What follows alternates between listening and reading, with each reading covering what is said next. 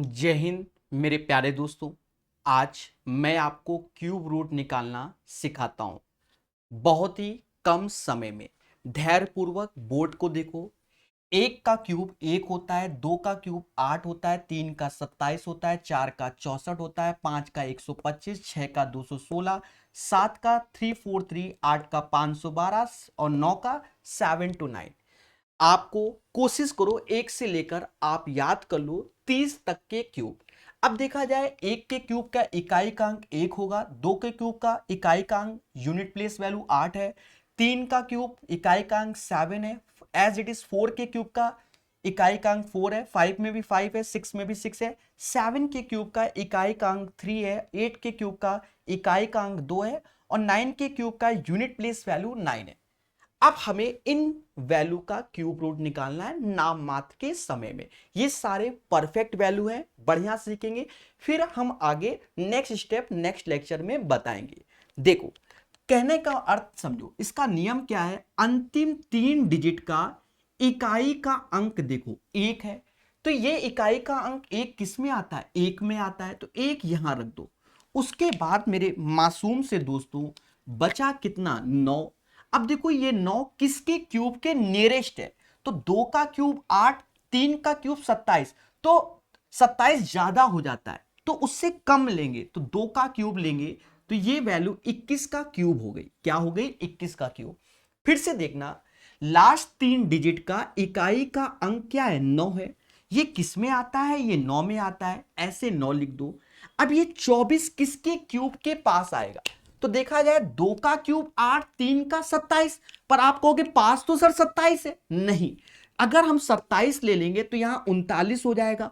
39 का क्यूब, जैसे हम 30 का क्यूब जानते हैं 27,000 होता है, तो बहुत ज्यादा हो जाएगा। तो या तो इक्वल हो या कम हो, पर ज्यादा ना हो। तो देखा जाए तीन का क्यूब 27 24 से ज्यादा है, तो उससे कम वाला कौन है, 8, जो कि दो के क्यूब में, तो ये वैल्यू 29 का क्यूब हो जाएगा। बहुत अच्छे से समझेगा। जैसे अंतिम तीन डिजिट का इकाई का अंक क्या है प्यारे दोस्तों, 3 है। किस में आता है, तो 7 के क्यूब में 3 आता है, तो 3 ऐसे लिख दो। अब बचा 103 किसके क्यूब के आसपास आता है, तो 103 हमारा, आप यही देखो, 4 का क्यूब 64, 5 का 125, तो 125 103 से ज्यादा है तो नहीं लेंगे, क्या लेंगे, 4 लेंगे, तो ये वैल्यू हमारी हो गई।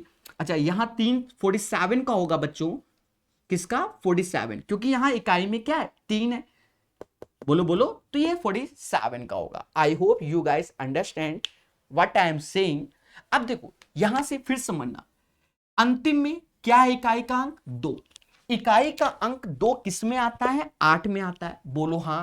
तो ऐसे 8 लिख देंगे। बचा 474 किसके क्यूब के पास आएगा, तो देखा जाए 7 का क्यूब 343 होता है, 8 का 512, तो 512 तो ज्यादा है, इससे कम क्या है, 7, तो ये 78 का क्यूब हो गया। लास्ट में क्या है, 736, बोलो हां।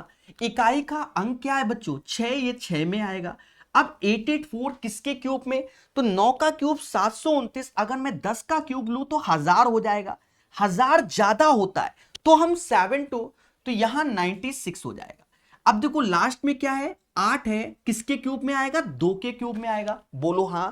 अब वैल्यू बढ़ गई 1404, 1404, तो अब हम इसके आगे हमें क्यूबिक याद होने चाहिए।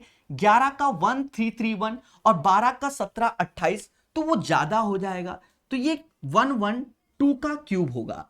आई होप आपको ये चीजें समझ में आ गई होंगी नाम मात्र के समय में।